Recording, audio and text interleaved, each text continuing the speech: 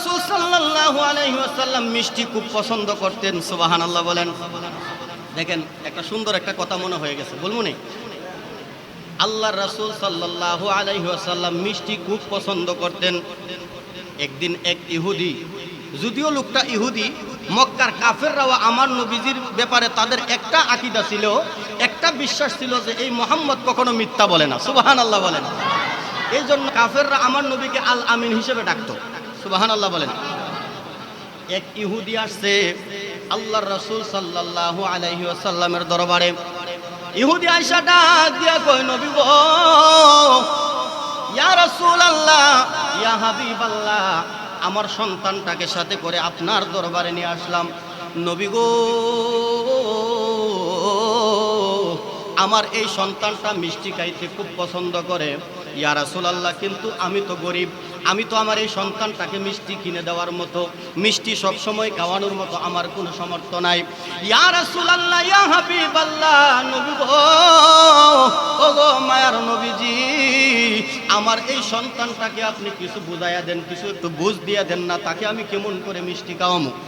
আমার আল্লাহর, আমার দয়াল নবী, মায়ার নবী, রাহমাতাল লিল আলামিন এই ইহুদি লোকটাকে ডাক দিয়া কই, ইহুদি রে, তুমি একটা সপ্তাহ পরে আসো। আর জোরে বলেন না সুবহানাল্লাহ। কয় সপ্তাহ পরে? কই তুমি এক সপ্তাহ পরে আসো। উনি গেছে গা, চলে গেছে। এক সপ্তাহ পরে আবার এই দিনেই উনি আসছে। এক সপ্তাহ পরে যখন আসলেন, আল্লাহর রাসূল সাল্লাল্লাহু আলাইহি ওয়াসাল্লামের দরবারে আয়েশা, ইয়া রাসূলুল্লাহ, ইয়া হাবিবাল্লাহ, নবী গো, আপনি বলেছিলেন এক সপ্তাহ পরে আসার জন্য, আমার এই সন্তানটাকে নিয়ে আগের নেই, আমি এক সপ্তাহ পরে আসলাম। ইয়া রাসূলুল্লাহ, আমার এই সন্তানটাকে কিছু একটা বুঝ দিয়ে দেন। আল্লাহর রাসূল সাল্লাল্লাহু আলাইহি ওয়াসাল্লাম ওই সন্তানটাকে ডাক দিয়ে কাছে নিয়ে বলতেছে, বাবা তুমি মিষ্টি মানে ছোট বাচ্চাদেরকে যেভাবে বোঝানো লাগে আর কি, আল্লাহর রাসূল সাল্লাল্লাহু আলাইহি ওয়াসাল্লাম সুন্দর করে বুঝাইয়া দিলেন, তুমি মিষ্টি খাও না, তোমার বাবা গরিব মানুষ, দরিদ্র মানুষ, তোমার বাবা এত মিষ্টি কিনে দেওয়ার মতো তোমাকে দেওয়ার মতো তৌফিক নাই, এবং তুমি ছোট্ট হিসাবে তুমি যদি এত বেশি মিষ্টি খাও, তোমার দাঁতের মধ্যে ফোঁকা ধরবে। সুবহানাল্লাহ বলেন না? ছোট বাচ্চাদেরকে যেভাবে বুঝাইলে বুঝবে, সেভাবে আল্লাহর রাসূল বুঝাই দিলেন। ভাই সামনে আসেন, না সামনে আসেন। আল্লাহর রাসূল সাল্লাল্লাহু আলাইহি ওয়াসাল্লাম সুন্দর করে বুঝাইয়া দিলেন। ছোট বাচ্চাটা বলতেছে, ইয়া রাসূলুল্লাহ, ঠিক আছে, আজকে থেকে আমি আর মিষ্টি খাওয়ার জন্য আমার বাবার কাছে আমি বাইনা ধরব না, আমার বাবাকে এত জোরাজুরি করব না আমাকে মিষ্টি কিনে দেওয়ার জন্য। দয়াল নবী, মায়ার নবী এই কথা যখন বুঝাইয়া দিলেন, ইহুদি আবার ডাক দিয়া কয়, নবী গো, ইয়া রাসূলুল্লাহ, ইয়া হাবিবাল্লাহ, নবীজি, এই কথাটা, এতটুক কথা, এটা তো আগের সপ্তাহে বলতে পারতেন, একটা সপ্তাহ সময় নিয়ে এই কথাটা বলার কারণ কি? সুবহানাল্লাহ বলেন।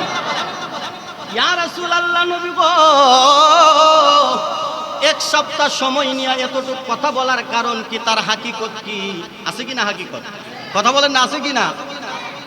আমার দয়াল নবী, মায়ার নবী ডাক দিয়া কই, ইহুদি রে,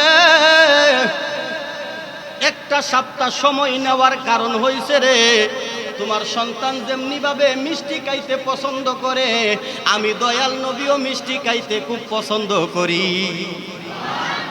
একটা সপ্তাহ সময় নেওয়ার কারণ হইল, এক সপ্তাহ পর্যন্ত আমি দয়াল নবী মিষ্টি কানা বন্ধ রাখছি, আমি নিজে আগে আমল করছি, নিজে আমল কইরা তোমার ওই সন্তানকে এক সপ্তাহ ভরে বুঝাইয়া দিছি।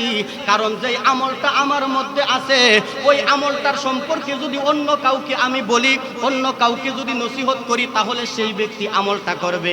নিজের মধ্যে যেই আমল নাই, ওই আমল সম্পর্কে যদি কাউকে বোঝানো হয়, ওই লোকটা ওই আমলের কথাগুলা মানবে না, শুনবে না, তার আমলে আনবে না। সুবহানাল্লাহ বলেন।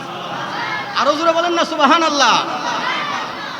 তাহলে আল্লাহর রাসূল সাল্লাল্লাহু আলাইহি ওয়াসাল্লামের এই হাদিস থেকে প্রমাণ হয়ে যায়, যারা যেই নিজে যেই আমল করে না, ওই আমল সম্পর্কে যখন আপনি অন্যদেরকে ওয়াজ করবেন, ওই ওয়াজ আপনার কাজে আসবে না। এই ওয়াজে কেউ তাসির হইতো না। কথা বলেন ঠিক কিনা? ওয়াজে তাসির করাইতে হলে নিজের আমলে আগে এই ওয়াজ নিজে বাস্তবায়ন করাইতে হবে নিজের মধ্যে। কথা বলেন ঠিক কিনা?